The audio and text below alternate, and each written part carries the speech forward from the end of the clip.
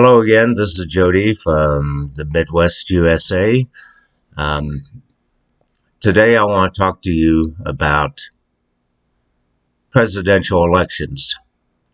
Um, I was originally going to combine this all into one video, but I think it'll be easier to understand where I'm going to by splitting it up.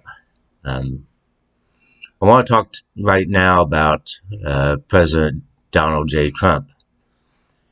7 years ago, when he ran for president the first time, he made a big deal about how much money he's worth, how many successful businesses he had.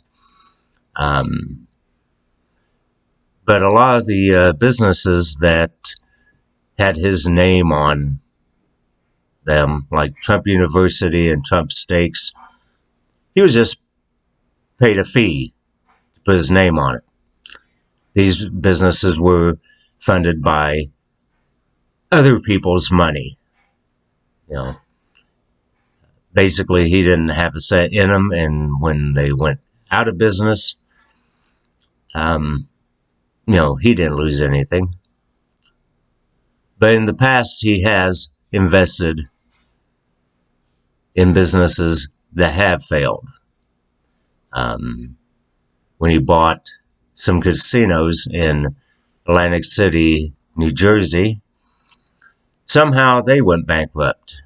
It's the only business I know where people come into your establishment,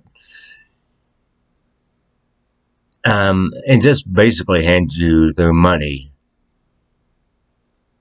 I mean, that's how casinos and gambling joints work. The house always wins. And somehow he managed to bankrupt them. He's had a success with some golf courses and some buildings he's built. But he wasn't the financial wizard that he proclaimed himself to be. Along the way, during his presidential campaign, he managed to really take mudslinging, putting down your opponents, creating outright lies about them and about himself, making himself look better. And he created this phrase, false news, fake news.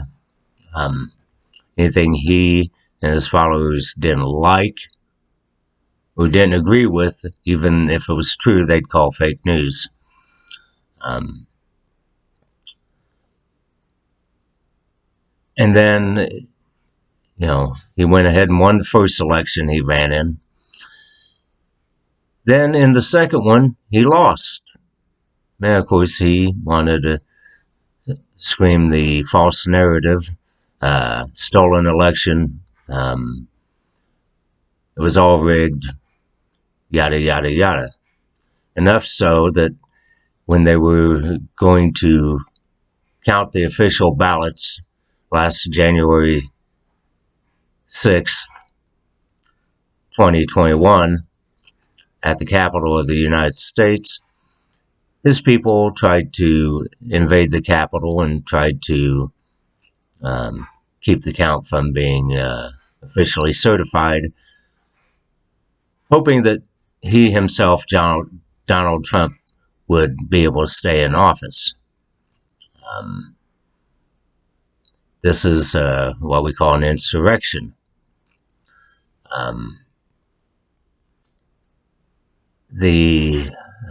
Obviously, this did not happen, but some people were killed. His followers wanted to kill quite a few politicians inside the Capitol, including Donald Trump's vice president, who was there to certify the election for Donald Trump's opponent, Joseph Biden. The point I'm getting at here is that with all the smoke and mirrors that Trump has put forth over the last 7 years, and his claims of fake news was weeded over to other countries.